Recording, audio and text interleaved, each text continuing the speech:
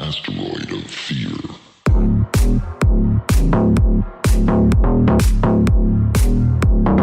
Welcome to another episode of the Men of the House podcast. That's right. I believe this is episode 115.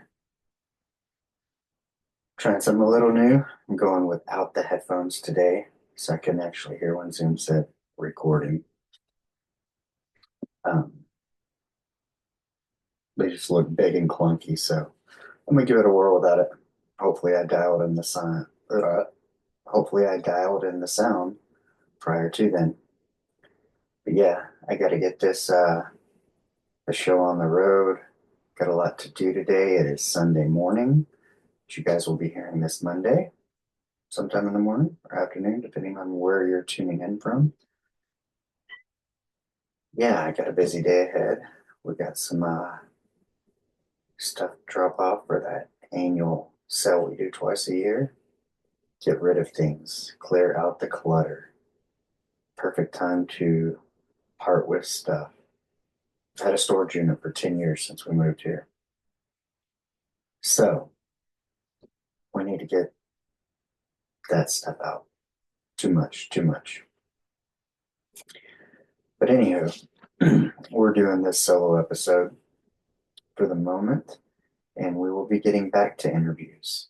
I'm getting ready to interview this week Ryan McCauley. Hopefully that will be Friday's episode. We were going to interview last week, but it kind of fell through. Part of entrepreneurship, podcasting, etc. Being family men, having children, having to rely on babysitters, other caregivers. Things happen. But that's the great thing about this is it's not a missed opportunity. We get to circle back around. And yeah, so I'm getting ready to do that. And of course, go back on Podmatch and start interviewing people, start telling people stories because that's what I enjoy doing and finding the silver lining. So yeah, but in order to get back on track, get back on schedule, we're releasing episodes, solo or interviews. I have some thoughts for the week, written down some things, and surely there's some nuggets of truth and value within them somewhere. And if nothing else, then hey, they're just great reminders for me. And sometimes this is for me, or when my daughter wants to go back and listen to it when she's older, it's a little word of inspiration. But that kind of brings me to my first point, was something that, I wanted to talk about. And I think I posted recently over it, but it's really about tuning in, figuring out what your unique gift is, and making sure you're sharing it from a place of love. Yeah, it kind of all ties into, I read a Bible passage this morning, and it talked about that, about love. Love is the ultimate, act of selflessness for others. And therefore, everything we do or think should come from a place of love. And, it reminded me of kind of what I've been going through in terms of everything that's happened and resetting, recentering, refocusing. But, when I was caring for Buck, I was giving a lot of love. And, then he passed, and it was a little time to grieve, and didn't totally get that out of the way. But then it was like I had to care for some other people. And I found that not having fully grieved of all the love I had just spent with Buck, then you find yourself empty with hardly anything to give. It's just a mix of situation and circumstance. And you feel like you get run into the ground. You feel like you have no love to give because you're still trying to recoup, you know, whatever it was you had. And so it was kind of like I had to slow down, and that was through setting boundaries, letting go of a few clients, and kind of recentering and slowing down and going, hey, let's get back to the center here. Let's get back to the purpose. Why did I start this? You know, to hear other people's stories and inspiration, to inspire others, give people a different perspective. What was this from? This was from a place of love, from finding myself lost, not knowing what to do, having to pick up the pieces, reinvent myself, and, you know, try to move forward. And the podcast was a way to do that, to tell those stories, to express feelings, to connect with people, whether we're connecting in real time or not. We're having a moment wherever you're listening to this. So, yeah, I needed to make sure that it was time for me to slow down and refocus. And it kind of really started with loving myself and I think setting boundaries. And doing the slowdown was an act of self love. That whole, it's never more true. You gotta give to yourself. You cannot pour from an empty cup. And I find myself, the cup slowly filling this week, maybe the end of this week. Slowly, I am shifting back to normal. But in that process, it came over me that I just wasn't feeling connected. I wasn't feeling the love, in touch with others. Some of the things that would normally inspire emotion have failed to inspire emotion. Like I said, last week's episode said, I feel flat, void of joy. So, yeah, I posted on it. And for me, I think it's about doing what I'm doing, slowing down, making sure that whatever it is I'm doing it for the right reasons. And that it's with purpose, because I feel like it gets lost easily. We get wrapped up in certain projects, like I was with Buck, and because of that, I had to stop interviewing. But I wanted to keep podcasting, so I took on solo stuff.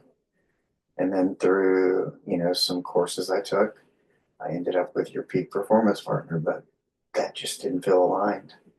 And circling back to this and what I enjoy and what I love, getting back to maybe true purpose and recentering versus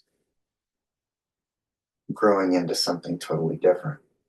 Because I think at my core, at my essence, this is what I am. This is who I am. This is what I enjoy to do.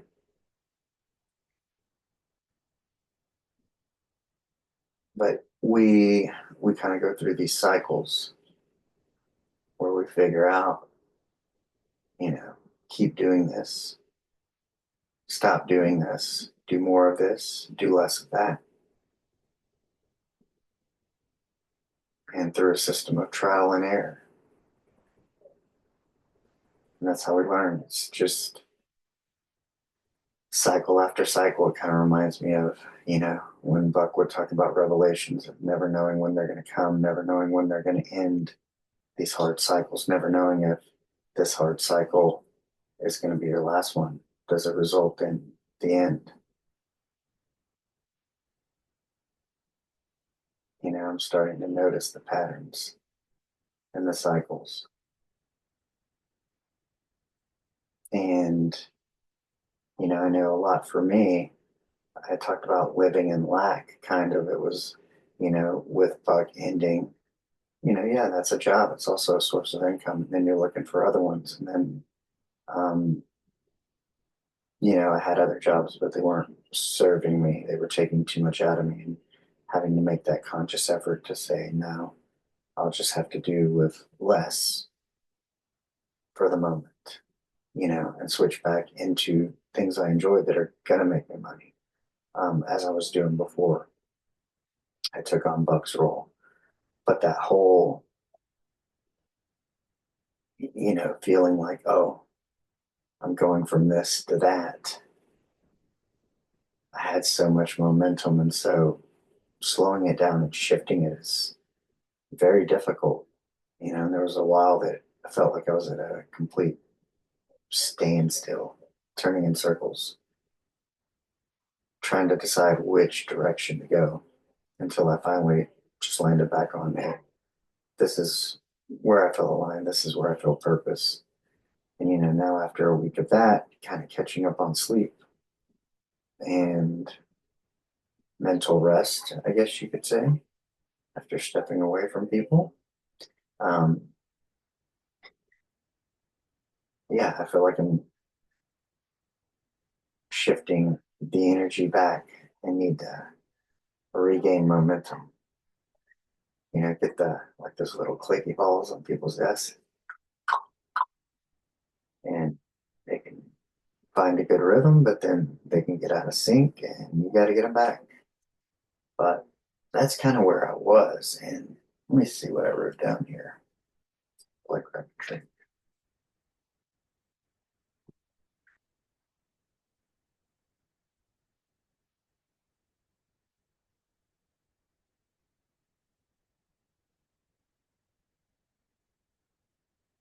You have to. That's what it was. I have to write better. Listening Shawn Ryan Show. I think Brett Cooper, who was for the Daily Wire. Great episode. About halfway through, she was talking about grief, and this kind of leads into what I was talking about earlier. Was I think that not having fully grieved and whatnot.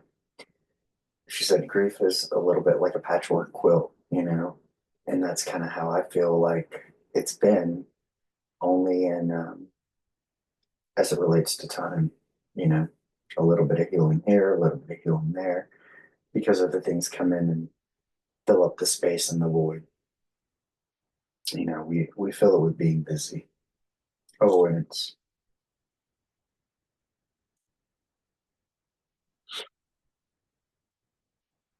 but yeah,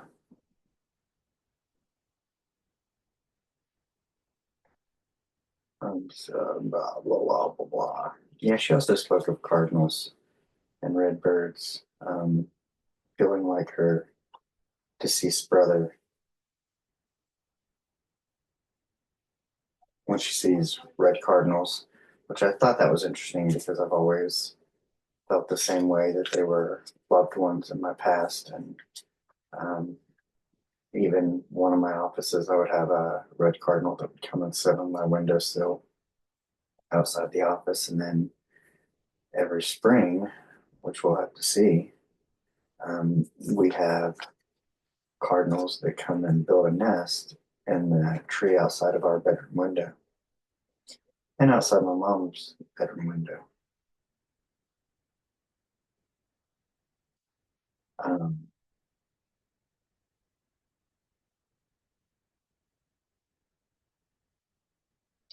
yeah, the other thing about that Brett Cooper episode is, I guess she has a podcast or something. I need to look. Cooper Confidential or something, but she says she likes stories because you're able to learn why people do what they do, why they are the way they are, which is the same reason I really enjoy stories.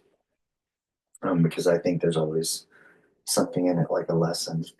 And, it reminds me of like today, one of the passages in the Bible, my daily read was, you know, speaking in parables, and um, there's a deeper meaning. And so sometimes with, you know, telling other stories, getting the perspectives, the deeper meaning, the parable of it all, there's a lesson. But yeah, I really resonate with her. For a 23-year-old, that's what Shawn Ryan was saying is impressive. She's got it together. But you listen to the episode, and she's experienced a lot of life and processed a lot of things that took me a long time to figure out. But she did start therapy at 14. Of course, therapy is taken on a whole, how it's viewed and whatnot. But yeah, I had this interesting thought of, like I was saying, slow down. There's this song by the Dirty Heads called Slow Down. And they say we're all running in the same race. Ain't nobody winning. So you better get to living. Everybody slow down. We all get the same end, regardless of how much money we make, how successful a title we get, how big of a house. We're all subject to the same end.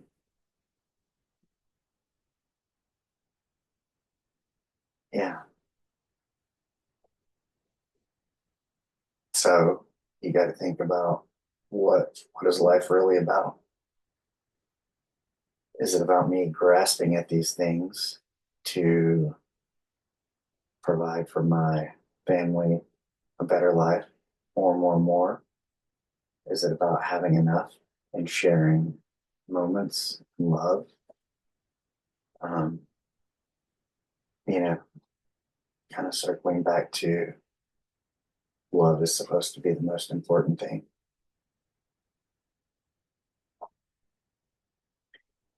And it makes me think of religion. I don't know what I was watching or what I was thinking or why I was so deep in thought regarding this.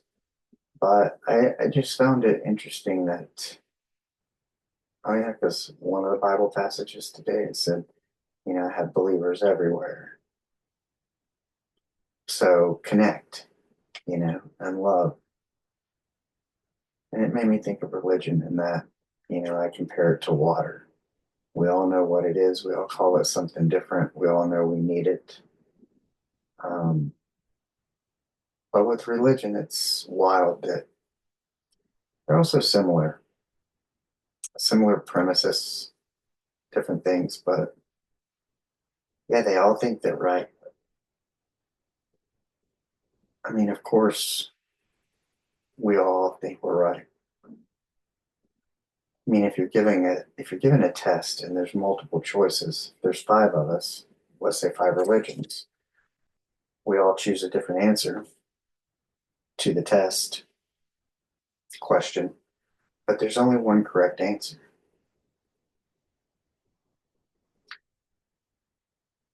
Each person is going to think they're right. That's how religion is.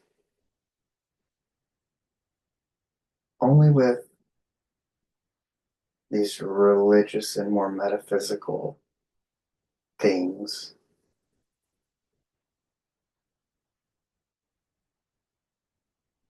I mean, if you believe in God, if you believe in spirits, if you believe in mediums being able to channel spirits as being a way that proof of an afterlife or something bigger, something more. But it's like, how do we really know the right answer if you've never spoken to anyone who's died? I mean, you have the near-death experiences and whatnot. But then again, it's like some people believe those things and some people don't. So whether or not you believe that is going to be based on whether or not you believe that in the first place.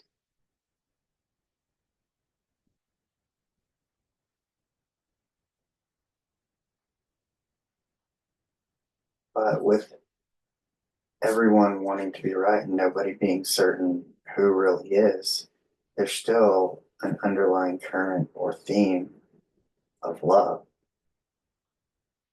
You know, we fight because we want to be right. We want to be the one with the right answer. We want to shout it from the rooftops, hey, I'm right. There's something as humans we love about that.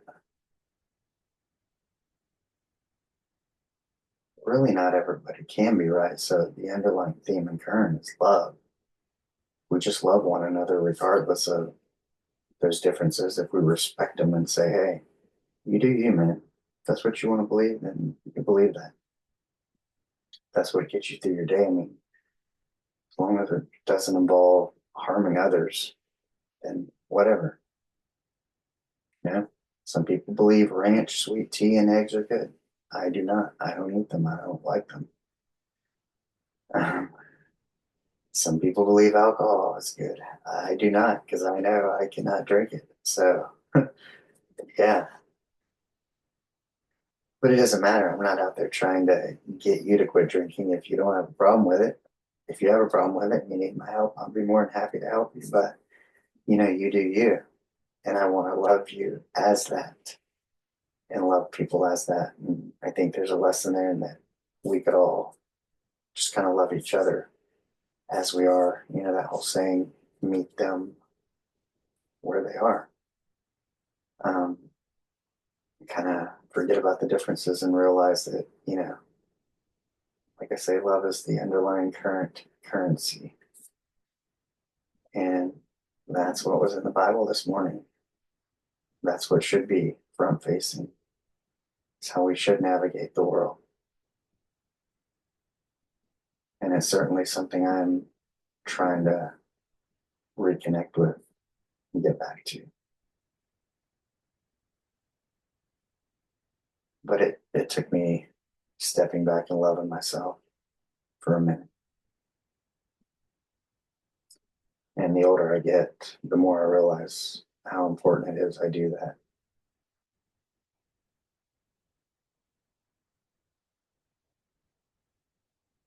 You know, I think, I don't know if it's youth, something you just have more youth, maybe equals more capacity. I mean, when you were young, you could go out and drink all night, no sleep, go to work and pull a 24 and whatever. But the older you get, the harder it gets.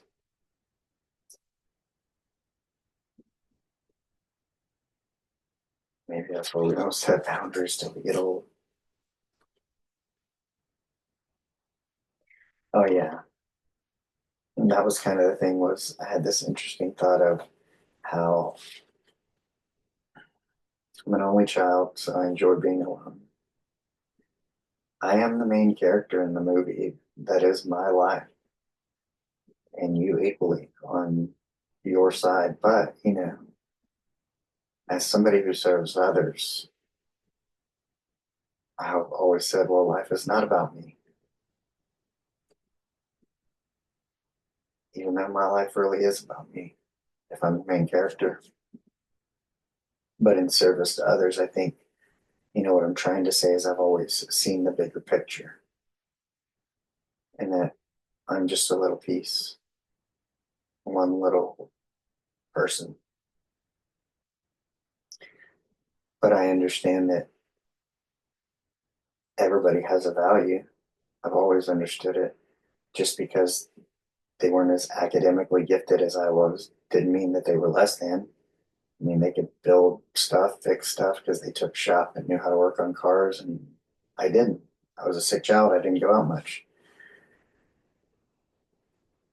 And I've always inherently kind of understood that and felt like I conducted myself as such, understanding how all the many pieces, all the people in the world fit together to get the bigger picture. And, you know, only by impacting the little pieces, if everyone decides on love, then can we impact the bigger picture and change the world? You know, one person at a time, one listen at a time, one message at a time, one episode at a time. Um,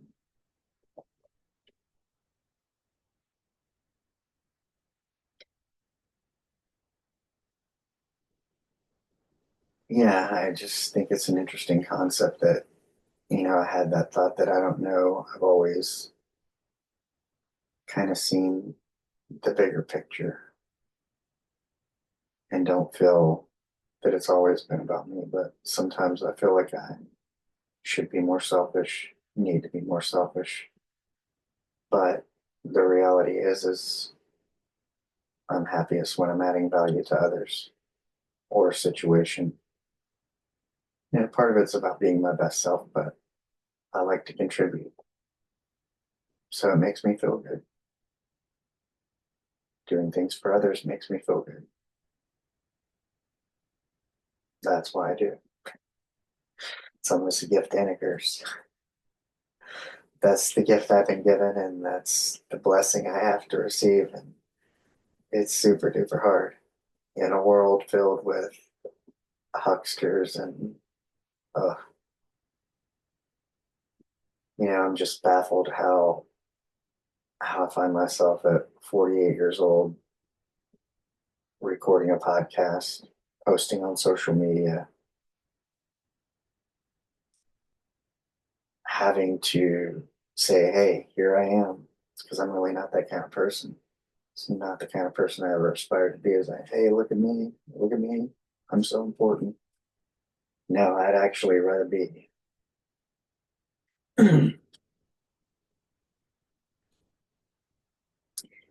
unknown and successful, but the reality of it is in this day and age, success and kind of being known are hand in hand. I mean, the world we live in is just so different with social media. It's like we're all these little individuals, like you're your individual self, you're advertising you, what you do, who you are your brand.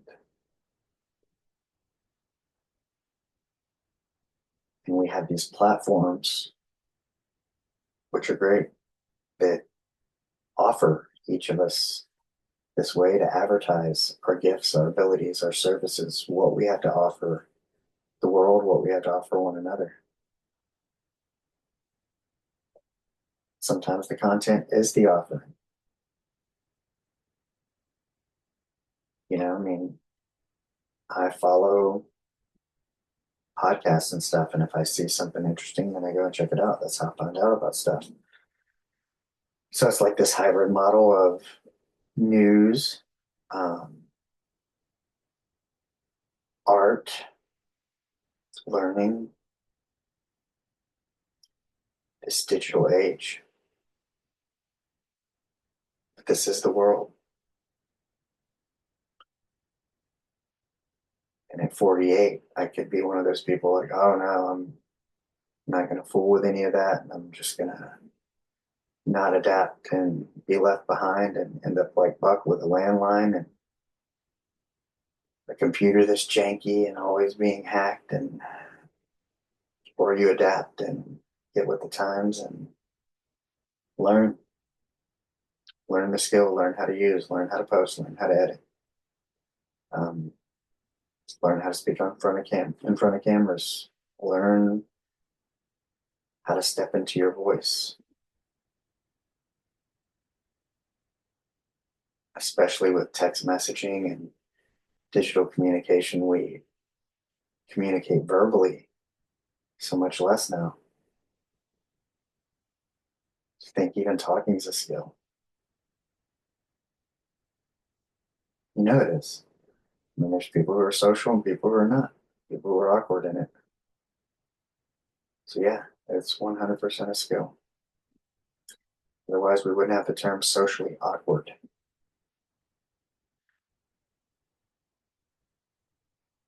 All right.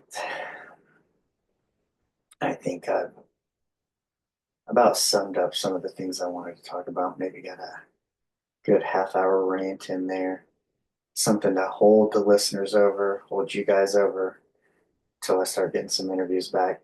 And it gives me a chance to unload my brain a little bit, practice being on the mic, connecting, just getting back into the habit, getting back into the rhythm, getting back into the flow, and slowing down, enjoying it, making sure I'm loving it, and that as I reach out to each and every one of you, I hope we're connecting in some way. I hope that the messages resonate. I hope you ask yourself the question, are the things I'm doing coming from a place of love? And if not, how can I make them? What is my gift? How does it fit into the bigger picture of the world? How can I recognize that and support others with their gifts? How do our gifts fit together? Yeah. Reflect, ask yourself some questions. Because, after all, we need to make a better world, right? I'm 48. I'm on the tail end. Maybe not with technology, maybe halfway, maybe less than, depending on how technology evolves. But regardless, even if not for ourselves, for our children and their children and the people who come after, that's why we need a better world and better people. But better world starts with better people. Better people start with better thoughts and information, perspectives, understanding they're not alone, knowing somebody else has overcome it, so can you. There's a lot of value in that. So until next time, go out and be the person that you would want to be. Let go.